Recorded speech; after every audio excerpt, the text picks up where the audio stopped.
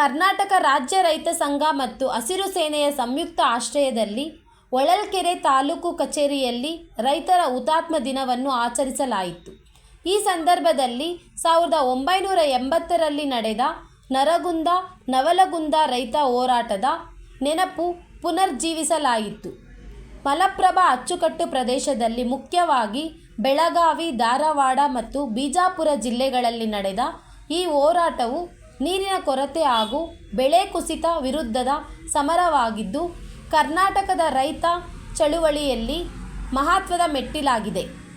ಈ ಹೋರಾಟದಲ್ಲಿ ಪಾಲ್ಗೊಂಡು ಪ್ರಾಣತ್ಯಾಗ ಮಾಡಿದ ಹುತಾತ್ಮ ರೈತರಿಗೆ ಗೌರವ ಸಲ್ಲಿಸಲಾಯಿತು.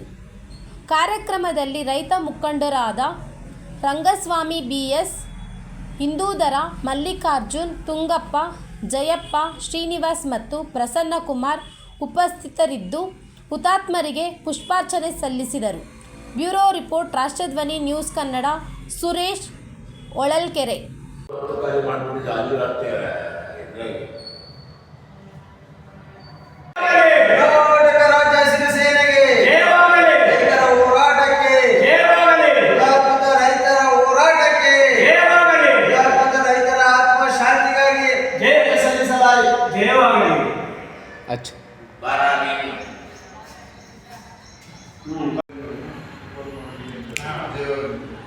ನಗರದಿಂದ ಏನು 46ನೇ ವರ್ಷದ ಹುತಾತ್ಮ ರೈತರ ದಿನಾಚರಣೆ ಅಂಗವಾಗಿ ಇವತ್ತೇನು ಹೊಳಲ್ಕೆರೆ ತಾಲೂಕು ಆಫೀಸಲ್ಲಿ ಒಂದು ಶಾಂತಿ ಜಪಿಸುತ್ತಾ, ಹಾಗೆ ಏನು ರೈತ ಹೋರಾಟಗಾರರು ಹುತಾತ್ಮ ಆಗಿರ್ತಾರೆ ಅವರ ಆತ್ಮ ಶಾಂತಿಗೋಸ್ಕರ ನಾವು 10 ನಿಮಿಷ